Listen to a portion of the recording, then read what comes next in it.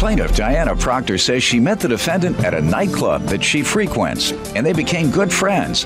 Diana says she tried to be a mentor to the defendant because she thought she needed some guidance. But she ended up going to jail, and Diana was forced to bail her out. She's suing because she has yet to be repaid for the bail money. Defendant Diane Hopkins says she valued Diana's friendship and thought she could get advice from her since she's older.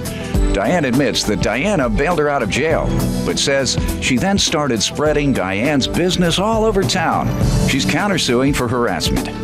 Start with you. I met Miss Hopkins at a club that I patronize frequently.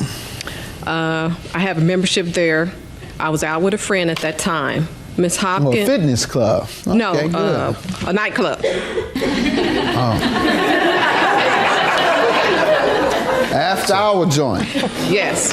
After hour joint. During hours right? and after. Huh? It's a nightclub.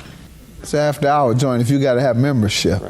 No, you have a membership to the club. That way you won't have to pay. They're doing things in the back you just don't know about. No. Go ahead, ma'am. All right. You all met each other at a members only club. Right. Mm-hmm. She was talking with a lot of people in the club, and she was relaying the fact that a former boyfriend she had broken up with, and she seemed to be having a hard time with it. I used to see her out with him quite a bit, and I was shocked, and I asked her, you guys had broken up. I thought you were going to get married. You all were that close? We weren't close at the time. She and her friend was at the time. I used to see them together a lot, and I was shocked. When you asked her about her personal business, were you all close? No, she was talking. You just knows it. No. How you going? You don't know her like that. No, she was talking. You would see her every now and then, and then one day you saw her with a man, and you, hey, I thought y'all wasn't going together. Well, I would see her, but I wouldn't see her often. I would still see her. That's my point. You would rarely see her. No, she was talking about it. All right. And so I listened, and I was out with a friend, so I told her if she needed to talk, have someone talk to, about the situation, because it seemed like she was having a hard time getting past it. We started hanging out. We started going, going to the club, started going to concerts. We talked on the phone constantly. She called me quite a bit. I tried to be somewhat like a mentor to her, trying to get her past her situation, trying to encourage her to go to school, do something positive with her life, and stop falling back on that situation. She's a pretty girl. She has a lot of potential. I tried to encourage her. She has a lot of potential. Just move forward. Good. You just move forward. Young lady, you want to give me some background and tell me how she saved your life? Saved my life, okay, Your Honor. Pretty much what she said. Met her, I worked as a waitress in the club. Kind of see her off and on. She always, give me compliments, tell me how nice I look. Just talk to her off and on. I did have a really bad breakup with my ex. I did confide in her because I thought she was older. She can give me a little advice, kind of help me out. My problem is I kind of, trust people too much. I kind of, whoever has a listening ear. You sound as if you should not have trusted her regarding the advice. Just regarding to all what's going on right now, Your Honor. I'm not saying regarding the money. Right, and all that's going on, because, people come to me, basically tell me what she has said about me, slandering my name. About the money? Yes, it's just stressing me out. Everywhere I go, any establishment I go in, they coming to me talking about, well, I didn't know you and Diane, I didn't know this happened. They telling me the story. But aside from that, you all were all right with each other. Right. She helped you get past a difficult breakup. Yes. She encouraged you to go to school. Good. Yes. All right. Glad to hear that. Very good. Tell me how she owes you for bail money. She owes me, received a phone call from her. She told me she was in jail. She wasn't clear on to the reasons why at that time. I told her that I did not have any money. You cut that man. That's what happened. Is that what you did? You cut him? No, I didn't cut him, Your Honor. No, I didn't cut him. You were in jail behind him? No, honestly, I wasn't. I was irresponsible. Had some tickets I didn't take care of back in '98. Caught up with me. Go ahead.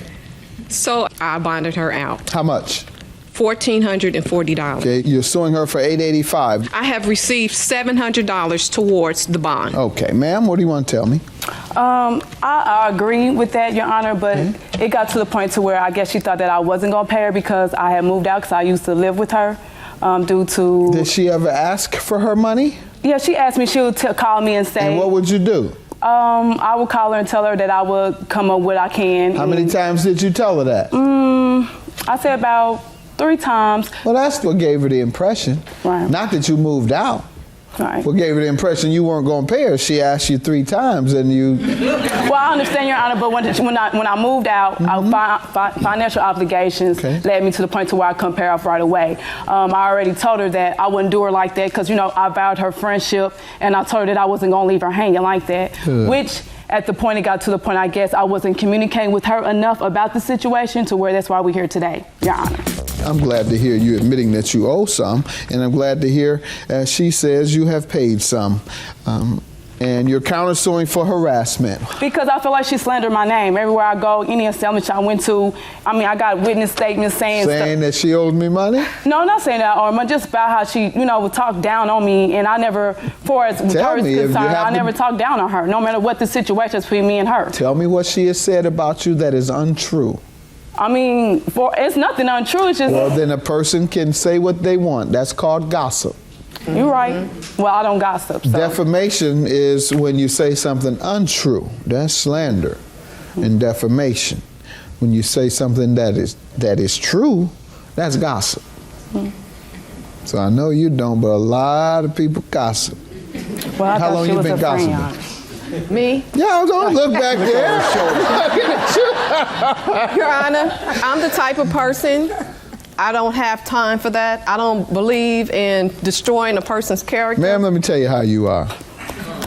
Just from your few minutes here. Okay. 1, you're nosy. You got into this girl's business, you didn't have to know her, telling her what to do with her man. 2, you gossip. After she owe you a couple of nickels, first thing you want to do is talk about it to everybody who will listen. So you're nosy and you like to gossip, but I'm going to give you your money nonetheless. $885 is your judgment. Your claim is dismissed. Have a good day.